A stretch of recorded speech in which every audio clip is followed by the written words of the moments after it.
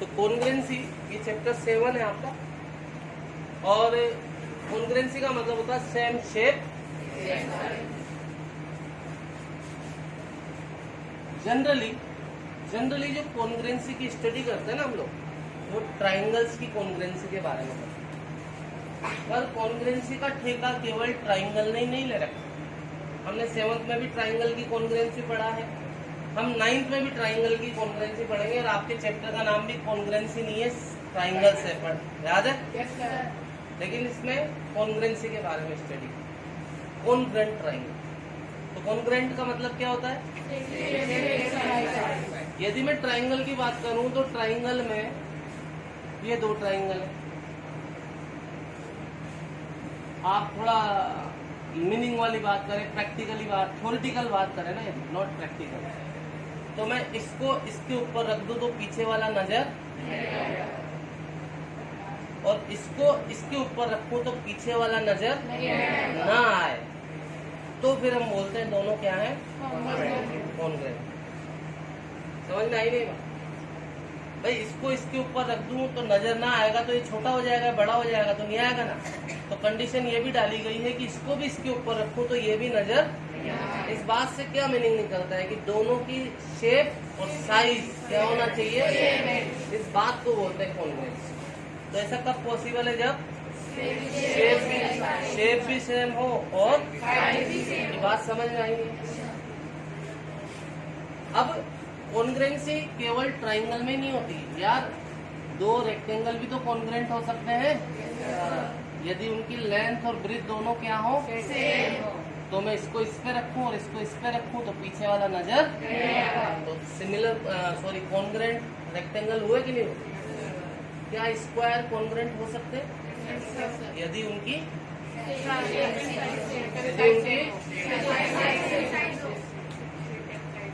यदि उनकी side same होगी? तो यार शेप की बात मत करो, बात एक ही, तुम बोल रहे हो तो गलत नहीं बोल रहे हो, पर हमें लिमिटेड बोलना चाहिए।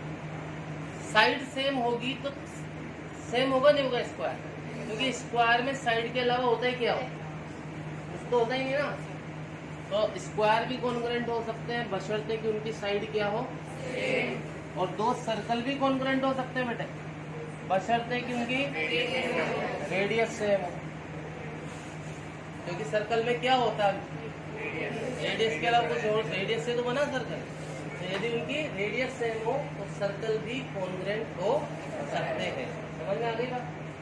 लेकिन generally we study congruency of triangle in our chapters, but congruency का ठेका केवल ट्राइंगल ने ही नहीं लिया है। Any figure can be congruent if their shape and size are same. यही मैंने अभी तक आपको बताया, कुछ भी नहीं बताया। समझ में आ गई बात? कॉन्ग्रुएंसी को याद है हिंदी में क्या बोलते हैं?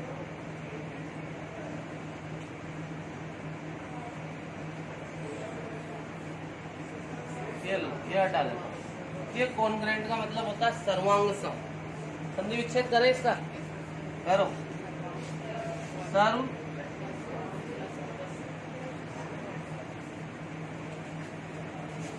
सर्व में सारे, ऑल, अंग बोले तो पार्ट्स, और सम बोले तो सेम। क्या हो गया? All parts. तो फिर इसको बोलते हैं हम कॉन्ग्रुएंट। सही बात समझ में? ठीक है। अब बात करते हैं हम ट्राइंगल की। बोला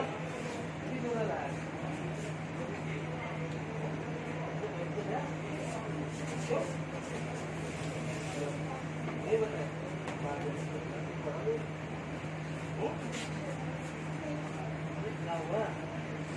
हुआ?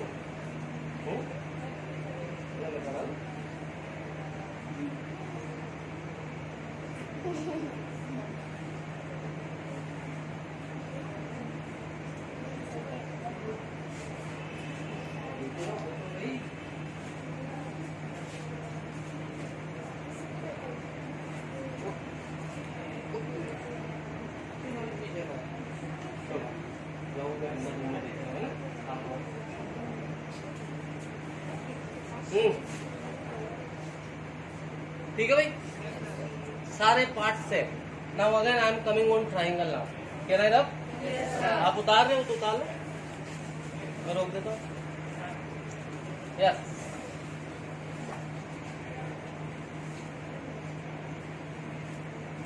तो हम कॉन्ग्रुएंसी पढ़ते हैं भाई ट्राइंगल में।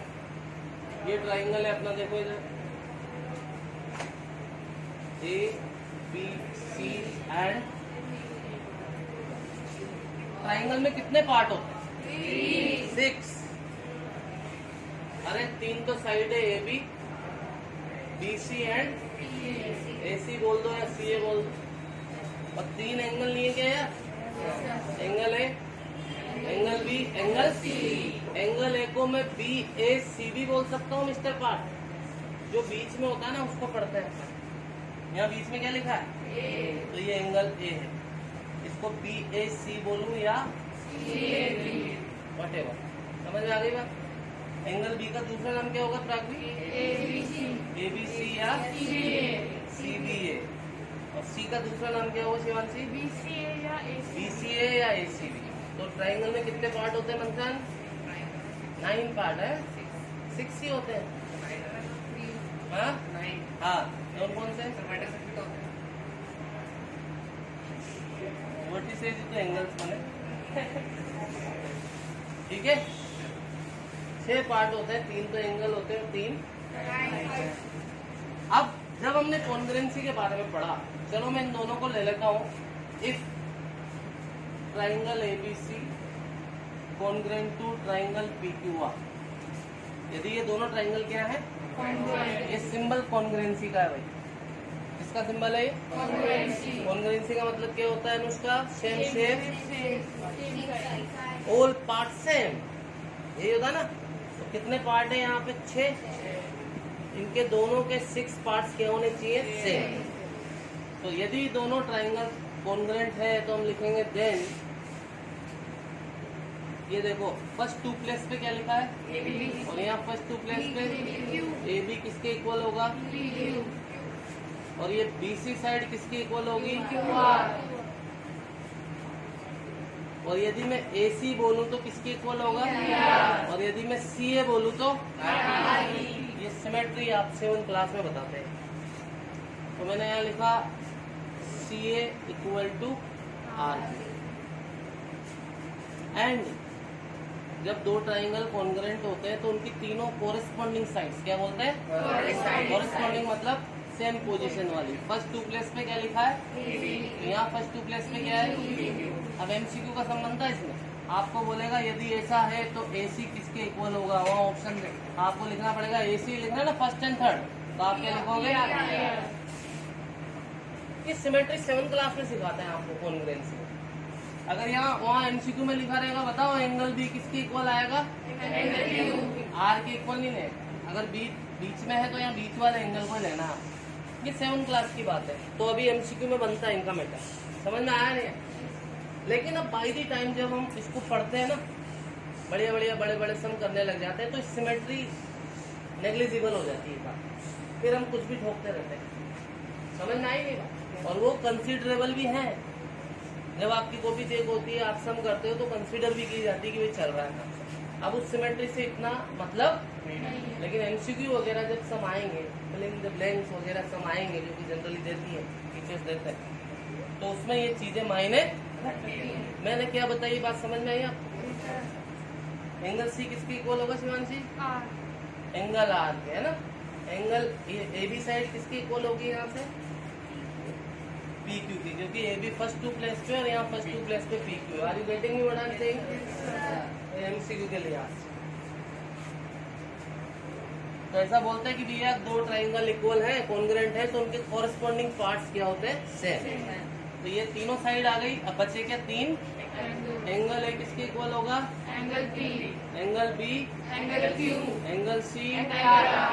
तो ये 6 पार्ट इक्वल हो गए यदि इफ ट्राइंगल्स आर कॉन्ग्रुएंट। तो ये होता है भैया, है ना, होता है। अब देखो भैया, इम्पोर्टेंट ये नहीं है कि कॉन्ग्रुएंट होता है तो क्या होता है, तो आप सबको ही पता है। ये तो सिंपल बात, काम तो आएगी। मतलब इम्पोर्टेंट तो है, पर इससे ज्यादा इम्पोर्टेंट वो है जो मैं बताने जा रहा हूँ। तो अगेन इम्पोर्टेंट ये नहीं है कि कॉन्ग्रेंट होता है तो क्या होता है, इम्पोर्टेंट तो ये बात है कि how you can prove two triangles as congruent, कैसे किन्हीं दो ट्राइंगल्स को आप कॉन्ग्रेंट प्रूव कर सकते हैं, ये इम्पोर्टेंट बात। तो उसके लिए हमारे पास 5 रूल्स है बेटा। कितने? 5 याद आएगा आपको। SSS, SAS, AAS याद है, ASA है ना। मिस किरण सुना ही नहीं कभी जिंदगी में, चेहरे पे ऐसे आ रहा तुम्हारा। कोई बात नहीं, अब सुन लो, है ना। तो भैया टॉपिक का नाम डालो criteria for proving कॉन्ग्रेंसी। Congruent prove करने के 5 रूल्स, क्राइटेरियाज। कॉन्ग्रेंट प्रूव करने के कितने रूल है? 5। इधर देखो, क्राइटेरियाज फॉर प्रूविंग कॉन्ग्रेंसी। पहला रूल है SSS, साइड साइड। यदि किन्हीं भी दो ट्राइंगल की आप 3 साइड्स को क्या बता देते हो मंथन? इक्वल, तो फिर वो दोनों ट्राइंगल क्या हो जाते हैं बेटे? कॉन्ग्रेंट। दोनों ट्राइंगल क्या हो जाते हैं? दूसरा रूल है सांस मर जाए आपकी, 2 साइड के बीच का एंगल। ये जैसे लिख रहा है वैसे ही चाहिए। ये देखो इधर, जैसे ये ABC और ये वाली साइड इसके इक्वल है और ये वाली साइड, तो फिर दोनों साइड के बीच में लिखा है ना एंगल बेटे, तो ये बीच वाला ही एंगल होना चाहिए। अगर AB PQ के इक्वल है और AC PR के, तो एंगल है और एंगल P इक्वल आना चाहिए। सांस तब मरेगी। समझ में आया नहीं? अगर आपका ये एंगल इक्वल आ गया, ये वाला, तो फिर दो साइड के बीच में तो एंगल नहीं आया ना, तो इन दैट केस सांस क्राइटेरिया इज नॉट वर्किंग। समझ में आ रही नहीं आ रही? वट एवर सिमेट्री आप यहाँ पर देख पा रहे हैं वही सिमेट्री होनी चाहिए। फिर अभी हम सम करेंगे तो और क्लियर होंगी ये बातें। बताओ इसमें क्या कंफ्यूजन है आपको? बताओ इस समीक्षा, बोलो। दूसरा क्राइटेरिया SAS, 2 साइड के बीच में एंगल आ जाए। थर्ड क्राइटेरिया आपको आशा मिल जाए कहीं, एंगल साइड, 2 एंगल के बीच की साइड। जैसे ट्राइंगल है, ये एंगल और इसके बीच की साइड, इसको बोलते हैं ASA। अब 2 एंगल तो ये है, साइड ये यहाँ आ जा रही है, तो ये कोई ASA है क्या? ये तो है AAS। फोर्थ क्राइटेरिया हुआ एंगल साइड। कोई समस्या? और लास्ट क्राइटेरिया बेटे RHS। RHS का मतलब है right angle, hypotenuse and any side. अब यहाँ जब राइट एंगल आप देखते हो तो ये समझ में आ गया कि ये कौन से ट्राइंगल में लगेगा? तो राइट एंगल में ही लगेगा। लेकिन राइट एंगल में यही लगेगा, इस बात की कोई गारंटी? दूसरे भी लग सकते हैं, लेकिन ये कहाँ लगेगा? राइट एंगल में ही लगेगा। पर यही लगेगा उसमें, ऐसा कोई जरूरी नहीं है, कुछ और भी लग सकता है। पर दूसरे ट्राइंगल में ये नहीं लगेगा, क्योंकि इसके लिए तो राइट एंगल होना जरूरी है ना। और जिस ट्राइंगल में राइट एंगल होता है वो तो राइट ट्राइंगल हो ही गया। तभी तो हम बोल रहे हैं कि ये राइट ट्राइंगल में ही लगेगा भाई। अनुष्का जी आ रहा है बेटे आपको? सौम्य आ रहा हो? पीछे कुछ आ रहा हो? सोलंकी जी कुछ बना आपका यहाँ? RHS का मतलब है right angle, hypotenuse, any side. अब ये राइट ट्राइंगल होता है ना बेटा, इसमें 90 के ऑपोजिट वाली साइड क्या कहलाती है? हाइपोटेनियस इक्वल हो, राइट एंगल दिखे और एक और कोई साइड आ जाए दोनों में, तो फिर इसको बोलते हैं RHS क्राइटेरिया। तो हमने क्या पढ़ा अभी कि कॉन्ग्रेंसी होती है तो क्या होता है? तीनों साइड और तीनों एंगल इक्वल होते हैं। और दूसरी बात क्या पढ़ी प्रागवी हमने? बताओ दूसरी बात क्या पढ़ी हमने? सब्जी, भिंडी की सब्जी 50 रुपए किलो। फिर क्या पढ़ा? जल्दी बताओ। नहीं, हमने थोड़ी पढ़ा। हमने पढ़ा है क्या,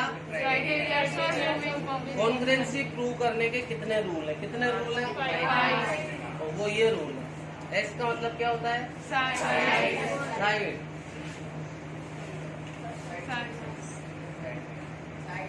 साइड साइड सा सफेदा वाला नहीं है ना, ठीक है।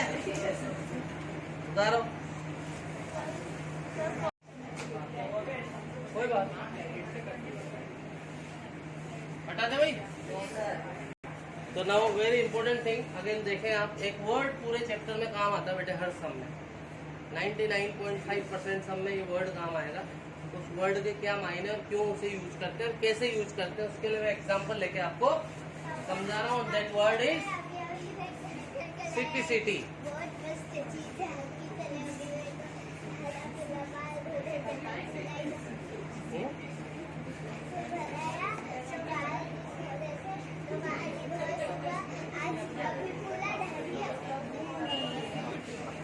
आवाज बंद, आवाज बंद।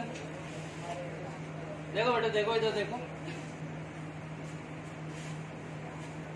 इधर देखें सब लोग। एक वर्ड आता है आपके इस चैप्टर में, सीपीसीटी, हर सब में काम आएगा। इसका मतलब होता है बेटे corresponding parts of congruent triangles। ये ट्राइंगल्स दिखा है मैंने वहाँ, corresponding parts of congruent triangles, CPCT क्यों काम में आता है देखें। तो उसके लिए एक सम यहाँ पे बना रहा हूँ। मान लो एक सम दिया आपको,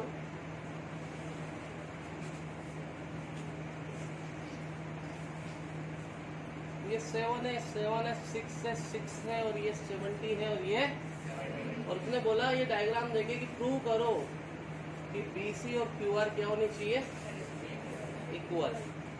सम समझ में आया नहीं। 2 ट्राइंगल्स आर गिवन, उनकी कुछ एंगल और कुछ साइड दिए मेरे को। मिस्टर युवराज सिंह खड़ा, आप इधर देखें सिर्फ, ये माल मसाला दिया और उसने कहा कि BC और QR को इक्वल बताओ। आप समझ लेना मेरी बात एक बार, ये BC और QR इक्वल बताने नहीं बता, ये 2 ट्राइंगल के पार्ट्स हैं या नहीं। 2 ट्राइंगल के पार्ट्स इक्वल कब होते हैं, जब ट्राइंगल, 2 ट्राइंगल के पार्ट्स इक्वल कब होते हैं। तो मुझे नॉलेज है कि यार 2 ट्राइंगल के पार्ट्स इक्वल तब होते हैं जबकि वो दोनों क्या होते हैं, और मुझे यहाँ पे यही तो प्रूव करना है। तो मेरे दिमाग में आया कि मैं इन दोनों ट्राइंगल को क्या बता दूं, इन दोनों ट्राइंगल को क्या बता दूं, कॉन्ग्रेंट। तो क्यों बता दूं किरण, क्या प्रूव करना है, कॉन्ग्रेंट प्रूव कहाँ करना है, कहाँ लिखा कॉन्ग्रेंट प्रूव करना है, लिखा कहीं कॉन्ग्रेंट प्रूव करना है, कहीं भी नहीं लिखा बेटा कॉन्ग्रेंट प्रूव करना है। और हमें तो क्या इक्वल बताना है नम्रता, BC और QR। BC और QR क्या है, दोनों ट्राइंगल की सेपरेट साइड्स है, कॉरेस्पॉन्डिंग साइड्स है, उन दोनों को इक्वल बताना है। कब इक्वल होते हैं, जब ट्राइंगल कॉन्ग्रेंट हो। हमारे पास ये नॉलेज है कि जब 2 ट्राइंगल कॉन्ग्रेंट होते हैं तो उनकी कॉरेस्पॉन्डिंग पार्ट सेम हो सकते हैं, होते हैं इनफैक्ट। तो और मुझे ऐसा करके बताना है। तो फिर मैंने आइडिया लगाया कि यार मैं इन दोनों को ऐसा करता हूँ कि कॉन्ग्रेंट बता देता हूँ, क्योंकि कॉन्ग्रेंट होने से दोनों अपने आप ही इक्वल हो जाएंगे, ऐसा कॉन्ग्रेंसी बोलती है। समझ में आई नहीं बात। तो कॉन्ग्रेंसी का आइडिया मुझे उस नॉलेज से आया है। गेटिंग मी और नॉट। तो मैंने क्या लिखा भैया, in triangle ABC and triangle PQR, ऐसे लिखना है क्योंकि दोनों को कॉन्ग्रेंट बताना, तो ऐसे लिखो। अब जब कॉन्ग्रेंट प्रूव करने गया तो अभी मैंने 5 रूल्स देखे नहीं देखे, क्या क्या रूल था, SSS, साथ आता, सब में 3-3 चीजें हैं या नहीं। तो मुझे पता है कि कॉन्ग्रेंट प्रूव करने के लिए इन ट्राइंगल की 3 चीजें इक्वल होना, लेकिन अकॉर्डिंग टू क्राइटेरिया होना चाहिए, नहीं होना चाहिए, 3 चीजें इक्वल होना चाहिए। ठीक है भैया, करते हैं इक्वल, है ना, ठीक है। तो मैं 3 चीजें ढूंढ रहा हूँ, गिवन में रहता है सब बेटे ना, हमेशा नजर किस में रहनी चाहिए, what is given to you. तो क्या AB और PR इक्वल है PQ, A B equal to P Q. Reason क्या है? ऐसा उसने दिया है। क्या ए सी और पी आर इक्वल है? रीजन क्या है? ये मैंने गैप क्यों छोड़ा? क्योंकि इनके बीच का एंगल इक्वल आ रहा है यार। यहाँ बीच में लिखूंगा एंगल है और पी इक्वल है क्या? क्यों? जनरली हमें दो चीजें दी जाती है, एक चीजें हम ढूंढते हैं हमारी नॉलेज। वो नॉलेज क्या है? जो हमने आज तक लाइन्स एंड एंगल्स वगैरह में पढ़ा, वर्टिकली वगैरह वगैरह, वो बाद में बात करेंगे। मैं फिलहाल इस सब पे कॉन्सेंट्रेट कर रहा हूँ। मैं क्यों इनको कॉन्ग्रेंट प्रूव कर रहा हूँ, समझ में आ गई बात? ताकि मैं इन दोनों को कह सकूँ कि इक्वल है ना, और ये मुझे प्रूव करना। तो कॉन्ग्रेंसी के लिए कितनी चीजें चाहिए मेरे को? तीन। रूल 5 है, पर चाहिए तो 3 ही ना। इन सभी रूल्स में 3 चीजें, कोई सा भी रूल लगाऊंगा मैं, जो मुझे मिलेगा वो। आप चाहोगे नहीं मैं तो RHS ही लगाऊंगा, तो ऐसे भंडारा नहीं चल रहा। जो माल मसाला दिया उसके अकॉर्डिंग ही काम करना पड़ेगा। तुम अड़ जाओगे नहीं मैं तो RHS ही लगाऊंगा, ऐसा नहीं है। जो दिया है उसके अकॉर्डिंग ही काम करना पड़ेगा ना। समझ में आ गई बात? तो यहाँ जो मुझे दिया था ना निष्कृति, इस आकृति में देखो क्या हो रहा है। ये दो साइड के बीच में एंगल मिल रहा नहीं मिल रहा? तो जब हमने इसकी समीक्षा की तो पता चला कि यार यहाँ सांस मरेगी, मरी नहीं मर, दो साइड के बीच में एंगल। मेरा इधर देखने तो जलेब बना दूंगा और तेरे आएंगे आंसू झपट पड़ते ही। इस बात पे तो मंथन कर लेना। समझ में आई नहीं है? ठीक है। तो ये कैसे लिखा मैंने आगे समझ? पहले से मेरे दिमाग में आइडिया था कि यार सांस मरेगी, तो सांस में एंगल बीच में आता नहीं आता, तो मैंने यहाँ भी एंगल बीच में लिखा। ऐसा आप सिमेट्रिकली लिखते हो तो इसको अच्छा माना जाता है। आप नहीं भी लिखोगे तो भी कंसीडर कर लेते हैं। समझ में आया नहीं है? तो भैया 3 चीजें इक्वल हो गई, क्राइटेरिया फिट हो गया मेरा। कौन सा क्राइटेरिया? तो आप लिखोगे that implies arrow. That implies मतलब इट कंक्लूड्स। क्या कंक्लूड किया इसने? कि दोनों ट्राइंगल क्या हो गए भैया? कॉन्ग्रेंट हो गए बाय साइड। ये ऐसे लिखते हैं। अभी सम नहीं हुआ,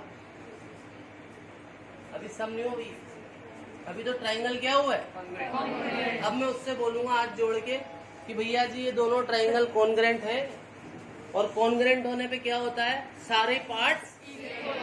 और आपने जो दिए थे दयालु कृपालु, वो दोनों भी कोरेस्पॉन्डिंग पार्ट्स थे, और चूंकि ये कॉन्ग्रेंट है तो ये दोनों भी क्या होंगे? इक्वल होंगे। धन्यवाद। ये इतनी बड़ी रामायण को इन शॉर्ट याद है क्या बोलते हैं? By CPCT। आप बोलोगे so BC equal to QR by. दोबारा बता दूं मैं कि चूंकि ये दोनों ट्राइंगल क्या है? और कॉन्ग्रेंट होने पे सारे पार्ट क्या होते हैं? और आपने जो दिए थे वो भी इन्हीं के 2 पार्ट है, तो ये भी क्या होंगे? Equal. Since these are the corresponding parts of congruent triangle, so these will be equal. So these will be equal. तो इस इतनी बड़ी रामायण को हम क्या लिख देते हैं? By CPCT। ये CPCT का होल कॉन्सेप्ट है। बताओ समझ में आया? हाँ बोलो बेटा। समझ में आया नहीं आया? राघवी कुछ नहीं आया ना? तुम तो ऐसे बैठी हो जैसे सब्जियां नहीं बिकी हमारी। नहीं आया समझ में? CPCT का मतलब समझ में आया? तो if you are given to prove कि भैया कोई भी ये दिया हुआ है कि आपको कोई से भी 2 पार्ट को इक्वल बताना है, तो आप क्या प्रूव करोगे? उनको कॉन्ग्रेंट। और कॉन्ग्रेंट प्रूव करने से ऑल पार्ट्स इक्वल होते हैं, तो वो जो गिवन पार्ट्स हैं वो भी क्या होंगे? इक्वल होंगे। पूरी रामायण को इन शॉर्ट क्या लिख देते हैं? बस ये कॉन्ग्रेंट हो गए तो मैंने लिख दिया, तो ये इक्वल होंगे बाय CPCT। ये CPCT का कॉन्सेप्ट है, and it will be used in most of the sums. 7.1 खोले, इसके बाद बुक ड्यू पिटेगा मेरे हाथ।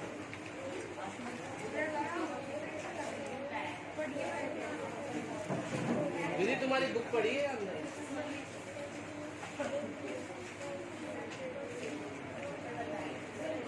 अभी तो इसमें देख लो।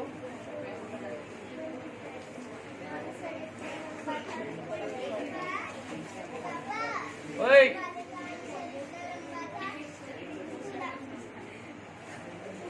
आवाज बंद करें, आवाज बंद करें। देखो बेटा ऐसा डायग्राम दिया, देखो बुक में भी देखो, मेरे को भी देखो कैसे लिखते हैं इन सम्स की, क्या लिखने की टेक्निक।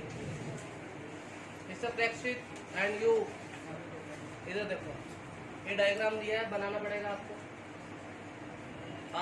युवराज, और फिर वो बोल रहा है देखो कि एक क्वाड्रिलेटरल है ना पूरा, एक क्वाड्रिलेटरल है, दो ट्राइंगल है, दोनों ही है। ये बोल रहा है AC इक्वल टू BD दिया है, AC equal to AD, sorry क्या दिया है, ऐसे सिंबल लगाते हैं, इक्वल का सिंबल है। आप यहाँ स्टार्ट ऐसे करोगे, गिवन डायग्राम बनाने के बाद गिवन में क्या लिखा है, AC इक्वल टू, और इधर ध्यान से सुने मुझे, ये बोल रहा है AB बाइसेक्स, ये जो AB साइड है ना, इसने एंगल A को क्या करा, बाइसेक्ट का मतलब division into 2 equal part.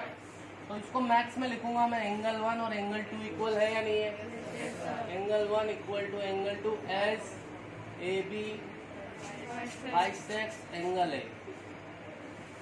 AB ने एंगल A को बाइसेक्ट करा है, बाइसेक्ट का मतलब होता है डिवीजन इनटू 2 इक्वल पार्ट। मैंने उसको मैथमेटिक्स में लिखा है, if 1 and 2 you are using then it should be shown in your diagram also. समझ में आई नहीं बात?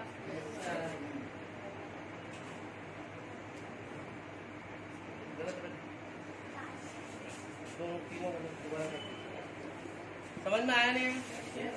ये माल मसाला दिया है, फिर टू शो, वो कह रहा है शो दैट, तो उसको आप लिखोगे टू प्रूव। क्या प्रूव करना है कि ABC और ABD, ABC और ABD ये क्या होने चाहिए, कॉन्ग्रुएंट। फिर मैं लिखूंगा प्रूव। ये लिखने की टेक्निक है। और 5 नंबर का यदि समय तो 1.5 नंबर तो इसमें मिल जाता है, जिसमें आपने दिमाग समूह पे उतारा आपने, और उतारने की टेक्निक ऐसे, तो इसमें 1.5 2 मार्क मिल जाएगा आपको। पर जनरली आजकल खैर जो भी है, फिलहाल इतनी सी बातें समझ में आई नहीं, बोलो। मैंने सम में से, बुक में से फर्स्ट सम को यहाँ कैसे लिखा, आप कैसे लिखोगे, ऐसे लिखोगे। समझ में आया नहीं? Diagram, then what is given to you, आपके काम की बात। एक लैंग्वेज दी थी, AB ने एंगल A को बाइसेक्ट करा, एंगल A मतलब एंगल A को डिवीजन इनटू 2 इक्वल पार्ट, तो 1 और 2 मैंने नाम दे दिया है ना। तो तेरे फ्रेंड ने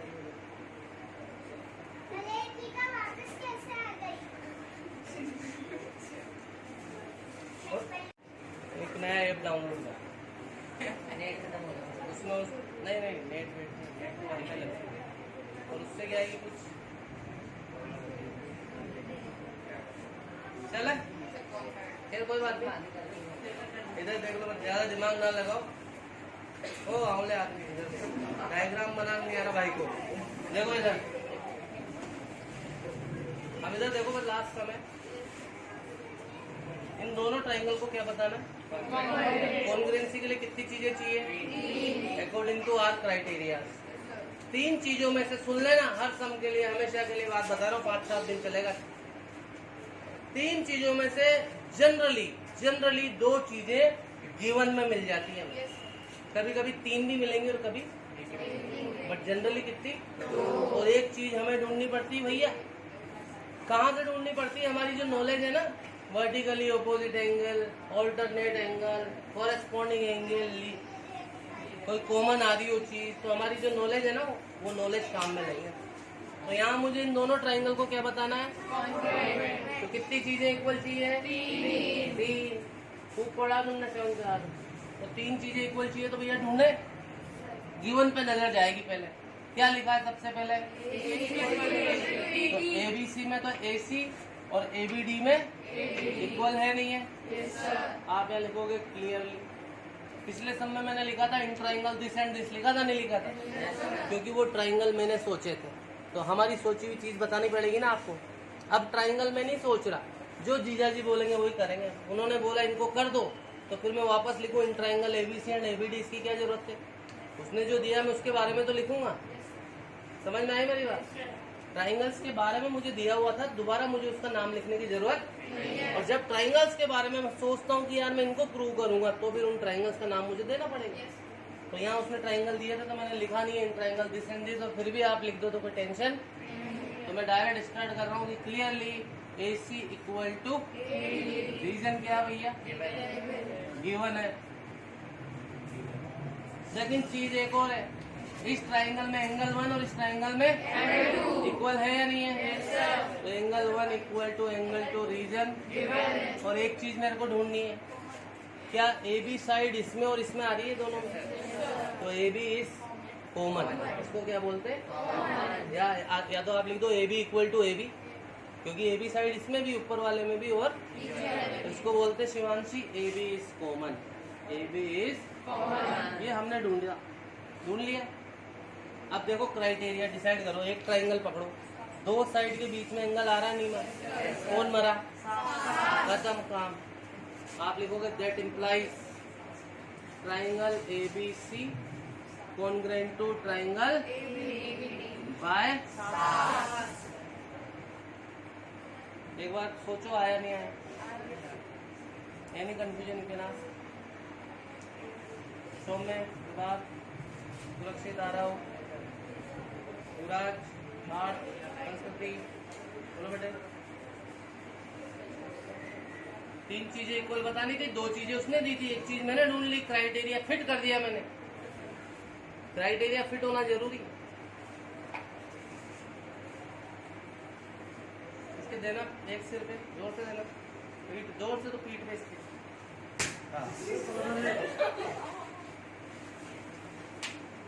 तुमने पीछे देखा, आ गया?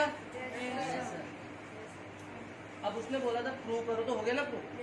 अब एंड में बोल रहा है वो, सब में बुक में देखो, what can you say about BC and BD, BC और BD के बारे में आपके क्या विचार है? तो भैया ये दोनों कॉन्ग्रेंट है ना? मिस चहक जी इधर चहकी है, ये दोनों कॉन्ग्रेंट है नहीं है? तो कॉन्ग्रेंट है तो इनके कॉरेस्पॉन्डिंग पार्ट इक्वल होंगे नहीं होंगे? तो बोल रहा था what can you say about BC and BD, तो हम क्या कह सकते हैं कि भैया BC और BD इसके कॉरेस्पॉन्डिंग पार्ट्स है, और चूंकि ये कॉन्ग्रेंट है तो ये भी क्या होंगे, इक्वल होंगे। तो आप लिखना and BC equal to BD by खत्म, ये सम। बताओ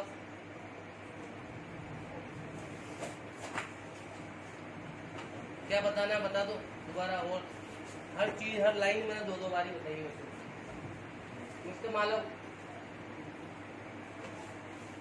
बताओ, ये बताओ कुछ भी, कोई डाउट नहीं, बताओ ये बताओ। हाँ, एंगल 1 और एंगल 2 गिवन है ना बेटा। तो देखो तीन चीजें ढूंढनी है, गिवन में जाया करो, दो चीजें वहां रहती जनरली। तो AC और AD इक्वल है, क्यों है? उसने दिया है भाई, सास नहीं गधेड़े, गिवन है। क्या एंगल 1 और 2 इक्वल है? क्यों इक्वल है भैया? अबे उसने दिया है लिखा सम में, ये बात समझ में। और AB साइड इसमें भी है और इसमें भी है, इसको बोलते हैं कॉमन। AB इज कॉमन, तो दो साइड में एंगल आया, कौन मरा? तो ये सास क्राइटेरिया से दोनों ट्राइंगल क्या हो गए, कॉन्ग्रेंट। और फिर BC और BD इनके क्या है, कॉरेस्पॉन्डिंग पार्ट्स है, तो ये क्या होंगे, इक्वल। खत्म।